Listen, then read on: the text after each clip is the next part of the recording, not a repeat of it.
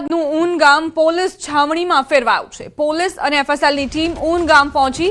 ગામમાં 200 થી વધુ પોલીસ જવાનોનો કાફલો ખડકાયો। દીકરી પરત લાવવા મુદ્દે બબાલ થઈ હતી। બે સમાજ વચ્ચે બબાલ થઈ હતી। હવે તેને શાંત પાડવા માટે અહીં પોલીસ જવાનોનો કાફલો તૈનાત કરી દેવામાં આવ્યો છે, કારણ કે જે રીતે પહેલા તોડફોડ થઈ, મારામારી સુધી આ મામલો પહોંચ્યો હતો અને હવે ફરી એક વખત મામલો હાથમાંથી ન નીકળી જાય તે માટે જ પોલીસ જવાનો અહીં તૈનાત કરાયા છે।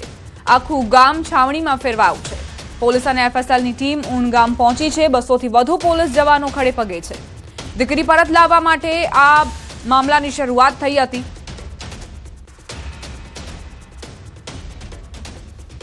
બનાસકાંઠાના ઓગળ તાલુકાના ઊન ગામે ગઈકાલે જે જૂથ અથડામણની જે ઘટના બની હતી, એક સમાજનું ટોળું જે છે તે અહીંયા ગામમાં પહોંચ્યું હતું અને જે પથ્થરમારાની જે ઘટના બની હતી, જેમાં પોલીસે પણ ટીયર ગેસના સેલ છોડવા પડ્યા હતા, લાઠીચાર્જ કરવાની જે ફરજ પડી હતી અને જે ટોળું વિખેરવાનો જે પ્રયાસ કરવો પડ્યો હતો, જેમાં કેટલાક લોકોને ઈજા પણ પહોંચી છે। અત્યારે હાલ આપ જે જોઈ શકો છો કે પોલીસ અને એફએસએલની ટીમ જે છે તે ઘટના સ્થળે પહોંચી છે અને અહીંયા એ જે છે તે તપાસ કરવામાં આવી રહી છે। જે પ્રકારનું ટોળા દ્વારા જે હુમલો કરવામાં આવ્યો હતો અને એ હુમલામાં કેટલીક ગાડીઓના કાચ પણ તોડવામાં આવ્યા હતા। કેટલાક લોકોને પથરાવ જે થયો તેમાં ઈજાઓ પણ પહોંચી છે અને હાલ અત્યારે સમગ્ર મામલે પોલીસ જે છે તે તપાસ કરી રહી છે। એફએસએલની ટીમને સાથે રાખી અને આ સમગ્ર ઘટના જે છે શું બની હતી તેને લઈને તપાસ કરવામાં આવી રહી છે।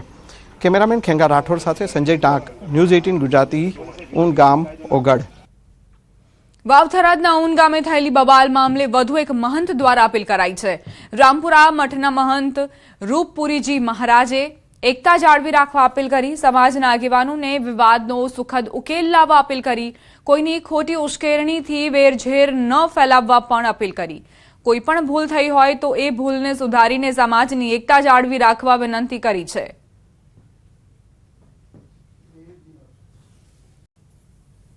બંને સમાજના આગેવાનો સાથે મળીને ખૂબ સારી રીતે એનો સુખદ ઉકેલ પણ લાવી શકે છે અને એ બેસીને વાતચીતથી પણ આવા પ્રશ્નો હલ થાય અને આ રીતે ધમાલ કરીને કે અથવા કોઈ પણ પ્રકારનો બળનો પ્રયોગ કરીને આ રીતે કોઈ સમાધાનો થતા નથી।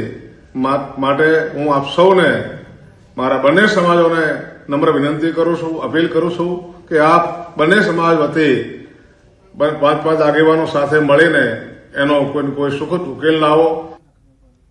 હવે આગળ વાત ચૈત્રી નવરાત્રીની।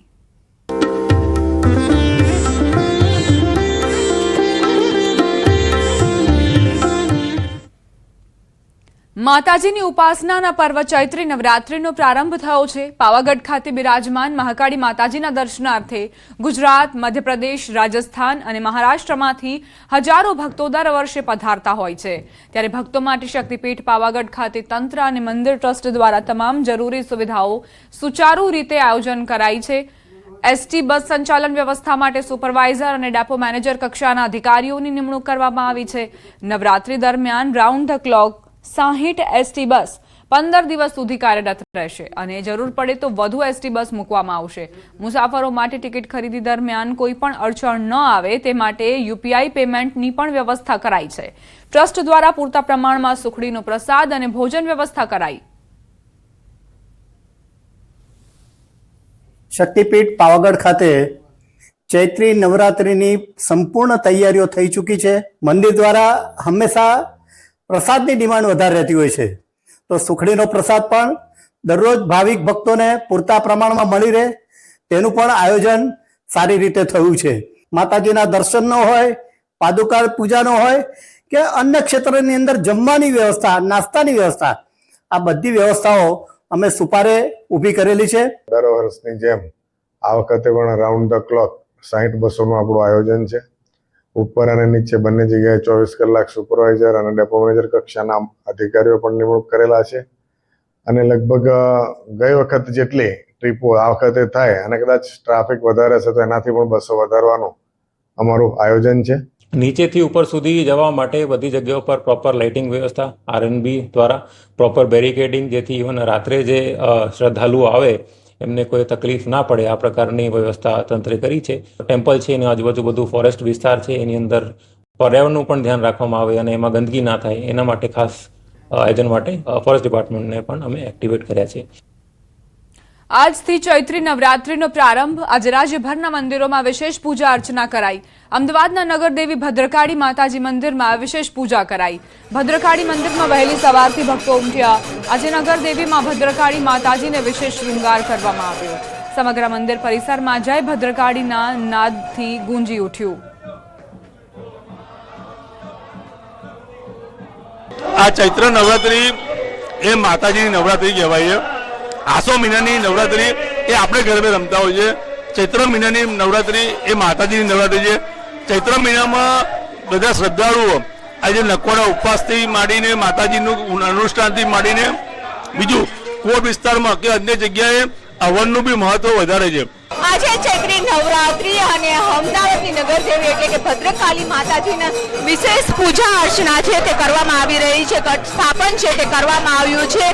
વિશેષ શણગાર છે કરવામાં આવ્યો છે અને ભક્તો પણ ખૂબ જ મોટી સંખ્યામાં છે તે દર્શન કરવા માટે અહીંયા આવી રહ્યા છે. ત્યારે ભક્તોમાં પણ ઉત્સાહ છે કે આજે પહેલું નોરતું છે અને પહેલા નોરતાને માં લોકો છે તે માતાજીના આશીર્વાદ લેવા અહીં પહોંચી ગયા છે. અહીંયા આપ જોઈ શકો છો કે મંદિરમાં પણ વિશેષ શણગાર કરવામાં આવ્યો છે અને સાથે જ વિશેષ પૂજા અર્ચના છે તે કરવામાં આવી છે. દીપુ પટેલ, ન્યૂઝ 18 ગુજરાતી, અમદાવાદ. શક્તિપીઠ બહુચરાજીમાં ચૈત્રી નવરાત્રીના પ્રથમ નોરતે વૈદિક મંત્રોચ્ચાર સાથે ઘટ સ્થાપન કરવામાં આવ્યું. આગામી 9 દિવસ સુધી માઈ ભક્તો માતાજીની આરાધના કરશે. નવરાત્રીના 9 દિવસ બાદ આવતા ચૈત્રી પૂનમના મેળાની પણ તડામાર તૈયારીઓ શરૂ થઈ ગઈ છે. અંદાજ મુજબ પૂનમના મેળાના 3-4 દિવસો દરમિયાન 8 થી 10 લાખ જેટલા શ્રદ્ધાળુઓ